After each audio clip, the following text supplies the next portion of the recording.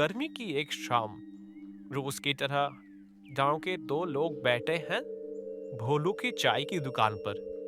शाम का अड्डा भोलू की चाय की बिना जमती ही नहीं। भाई भोलू, हम सब के लिए एक एक कप चाय बना देना अच्छे से। हाँ, बस बना रहा हूँ। आप लोग थोड़ा बैठो, हो जाएगा अभी। कहीं भी चाय पी लो, पर भोलू की चाय जैसा स्वाद और कहीं नहीं मिलता।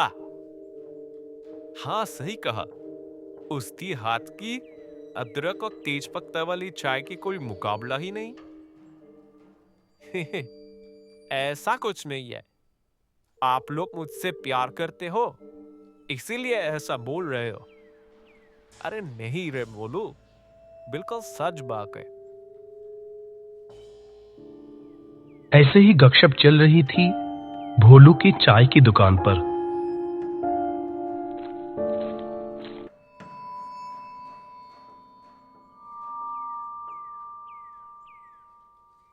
अरे वो देखो, मास्टर जी आ रहे हैं। मास्टर जी, आइए आइए, इधर आइए। अच्छा, तुम लोग यही हो? हाँ, हम सब यही हैं आज। इस गर्मी के समय दिन भर की मेहनत के बाद भोलू की दुकान की चाय तो पीनी ही है। भोनू, मास्टर जी के लिए भी एक कप चाय बना दे, सब साथ में पिएंगे। हाँ, वो चाय बनाए, तब तक हम लोग बातें शुरू करते हैं। क्या कहते हो? अच्छा मास्टर जी, आप तो कितने सुंदर भूत की कहानियां लिखते हैं।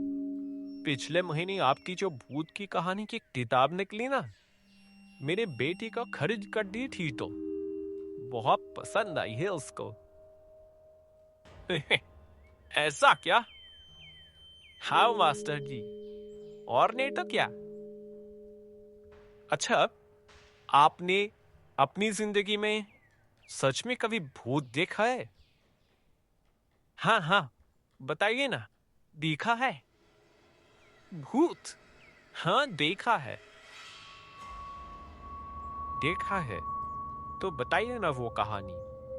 अभी चाय पीते पीते भूत की कहानी सुनने में बहुत मजा आएगा।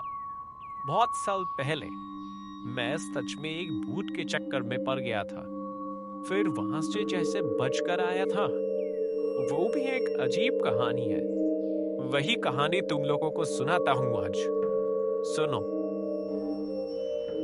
हाँ हाँ मास्टर जी, बताइए बताइए। तब मैं इस बिलासपुर गांव में नहीं आया था। गोरखपुर गांव में प्राइमरी स्कूल का हेडमास्टर था। मेरे पिताजी के साथ उस गांव में रहता था तब। तो उस बार क्या हुआ, मोहन से कितने दिनों से मुलाकात नहीं हुई। पता नहीं उसके लिए दिल बहुत घबराया हुआ है। उसे देखने की बहुत इच्छा हो रही है। आज कितने साल हो गए उससे बात किए हुए।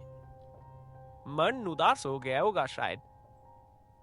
वो तो है, बहुत दिन बात नहीं हुई, लेकिन पता नहीं क्यों कुछ दिनों से दिल में अजीब सी घबराहट हो रही है। उसे कुछ हुआ तो नहीं होगा ना? सोच रहा हूं एक बार उसके घर से घूम आऊं। क्या कहते हो पिताजी? कितने दिन पहले गया था, रास्ता से इसे पहचान पाएगा? हाँ, क्यों नहीं। बचपन से वही तो कितने साल बिताए हैं। वो तो है, बहुत साल वहां नौकरी की थी, फिर तो यहाँ आ गए। ठीक है, तेरा जब दिल कर रहा है, जा घूम के आ। हाँ, कल ही निकल पड़ता हूँ। रविवार को गोरखपुर से ट्रेन पकड़कर निकल पड़ा बादलपुर के लिए। जैसे जैसे बादलपुर की तरफ बढ़ने लगा, बचपन की सारी यादें जैसे दिल में जमा होने लगी। कुछ साल पहले भी तो आया था मोहन के घर, लेकिन तब तो ऐसा कुछ नहीं लगा था। तो अब क्यों ऐसा लग रहा है बार बार? बादलपुर जब पहुंचा, तक शाम ढलकर रात होने लगी थी लगभग। स्टेशन के बाहर एक भी रिक्शा दिखाई नहीं दिया। वैसे की वैसे ही रह गई। शाम होते ही कुछ नहीं मिलता और ना रुककर चलना शुरू किया। रास्ते के बगल में ही देखा एक मिठाई का दुकान। मेरा दोस्त दही खाना पसंद करता है, इसलिए सोचा उसके लिए थोड़ा दही ले लेता हूं।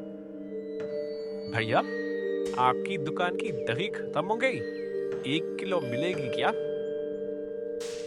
आपकी किस्मत बहुत अच्छी है, 1 किलो तो नहीं पर 500-600 ग्राम हो जाएगी। चलो, बहुत अच्छा हुआ, जल्दी से दे दो फिर। और हाँ, रायपुर जाने के लिए यहाँ कोई रिक्शा मिलेगा क्या? नहीं साहब, अब तक कुछ नहीं मिलेगा।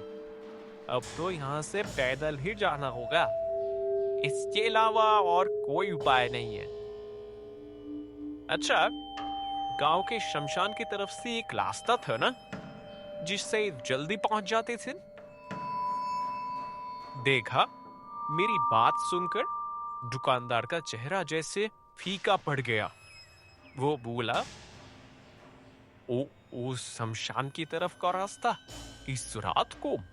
साहब, इस समय भूल कर भी उस रास्ते पर पैर मत रखिएगा। क्यों? साहब, उस रास्ते पर इस समय भूतों का डर है। भूतों का डर? हाँ साहब, उस रास्ते से रात के समय जो जाता है वो उनके हाथों से बचकर नहीं आता। वो जाने पहचाने इंसान का रूप लेकर बुलाते हैं साहब, और जैसे ही कोई उनकी आवाज सुनकर उनके पास जाता है, बस वो जिंदा वापस नहीं आता। क्या बोल रहे हो भाई? आपको विश्वास करना है तो करिए साहब, नहीं करना है तो मत करिए। अब दुकान बंद करके घर जाना है मुझे। चला आया दुकान के सामने से और रायपुर की तरफ चलना शुरू किया। थोड़ा रास्ता चलते ही वो रास्ता दिखा जो शमशान की तरफ जाता है। क्या करूं, सोचते सोचते उसी रास्ते से जाने का फैसला किया। इधर उधर की बातें सोचते पता नहीं कब शमशान के पास आ गया। वो सामने बिखरा है शमशान, चारों तरफ अंधेरा छाया हुआ है, चिता पड़ी है और अजीबोगरीब आवाजें आ रही थी। पल भर में जैसे रूह कांप उठा मेरा।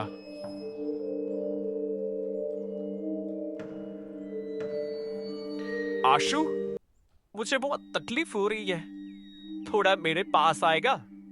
हाँ, मेरे पास। ये क्या? ये तो मोहन की आवाज है। मोहन यहाँ क्या कर रहा है?